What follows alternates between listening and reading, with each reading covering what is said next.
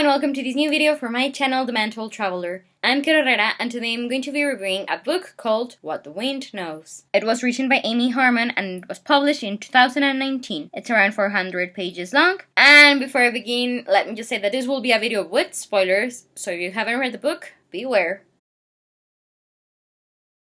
I'd never heard of this novel until February 2022, when someone recommended it on a Facebook group of historical fiction lovers, and something about it intrigued me. I don't know if it was the cover, the name, the reviews it was getting. So yeah, I found it on Goodreads, and then I was intrigued even more, so I looked it up on Amazon, and I read like the first sample chapters on there, and I was hooked. And I mean, I'm not surprised because I love historical fiction. It's my favorite literary genre besides English classics. But it was weird because I don't like to read novels that were published recently. Like anything after the 70s, I have struggled with connecting. I don't know why. I feel like they might be young adult fiction stuff, which I dislike. So yeah, I was a bit hesitant to read the story, but after reading the sample chapters, I knew I was gonna like it. And yeah, I read it in like a week and I totally adored it. I was also pleasantly surprised by the fact that I'd already bought another book by this author without even making the connection. Like, I hadn't read that book I'd bought, but then I bought What the Wind Knows. Like, when I finished it, I was like, oh, I wish I could have more books about this author, and I did,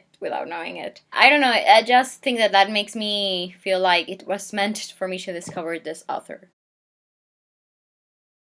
I'm going to read the Goodreads summary of the plot because I really like it. It is an unforgettable love story. A woman's impossible journey through the ages could change everything. Anne Gallagher grew up enchanted by her grandfather's stories of Ireland. Heartbroken at his death, she travels to his childhood home to spread his ashes. There, overcome with memories of the man she adored and consumed by a history she never knew, she is pulled into another time. The Ireland of 1921, teetering on the edge of war, is a dangerous place in which to awaken. But there Anne finds herself, hurt, disoriented, and under the care of Dr. Thomas Smith, guardian to a young boy who is oddly familiar. Mistaken for the boy's long-missing mother, Anne adopts her identity, convinced the woman's disappearance is connected to her own. As tensions rise, Thomas joins the struggle for Ireland's independence, and Anne is drawn into the conflict beside him. Caught between history and her heart, she must decide whether she is willing to let go of the life she knew for a love she never thought she'd find. But in the end, is the choice really actually hers to make?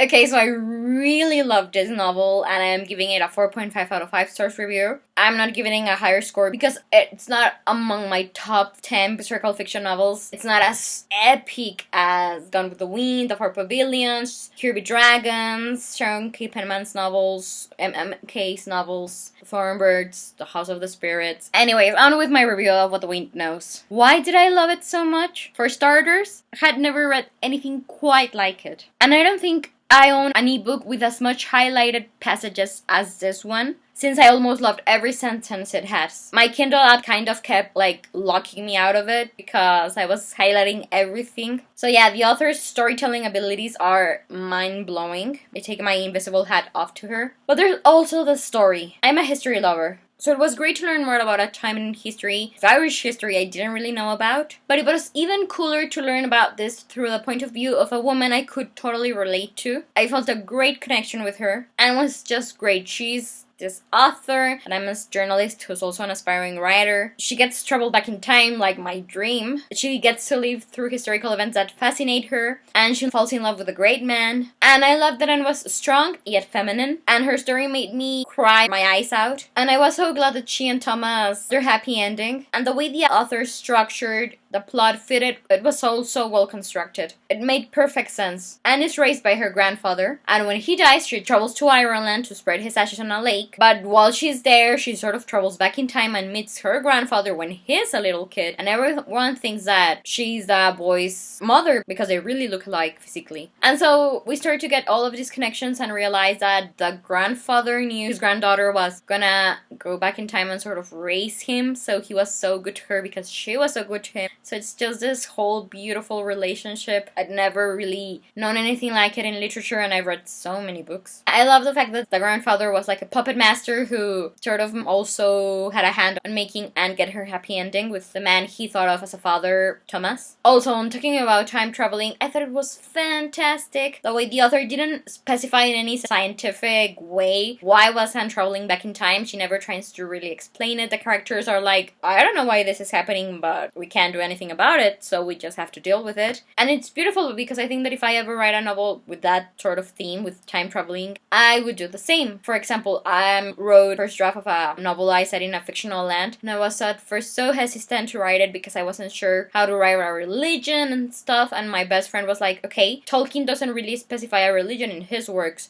so just write the first draft as if there's no specific religion said there, and it worked. So yeah, it sort of reminded me of that. Finally, it was just uncanny how much this book spoke to me. There were several instances where I was like, whoa, that's me. I've thought that. I've done that. But the 3 moments that stick with me the most are the following. At the start of the book, the protagonist could very well be talking about me when she says, even as a child, I found myself entranced with the past, wishing I knew the stories of the people who had come before me. Maybe it was due to an early acquaintance with death and loss. Where I remember showing my boyfriend a bit when they were basically describing him because they were talking about a boy who loved archaeology, Egypt, and outer space, and he agreed that it was really weird but cool having that feeling like, whoa, they're writing about me. Finally, at the start of the novel, Anne is reading a journal entry that's just too sad to bear, and when I finished reading that part, I had to put the book down and sort of take it all in. And some minutes later, when I pick up the book again, I discovered that Anne did exactly the same thing. She puts down Thomas' diary because it was all just so sad to bear. So yeah, that had never happened to me before when reading a novel, but it was a fascinating feeling. If they ever make a movie or a series about What the Wind Knows, I will of course be watching and reviewing it. But until they do, I think that this is all I have to say about the story. Thank you so much for watching my review of it. I'm keeping my fingers crossed that you enjoyed it. Let me know if you did or if you didn't, as well as what are your own thoughts regarding the book, the author, the storyline, anything that's relevant. In the description box below you can find a link to the book's Goodreads page. And well, I'm Caro Herrera, the Mental Traveler, and I hope you have a wonderful day wherever you're in the world. I'll be seeing you soon. Take care and goodbye!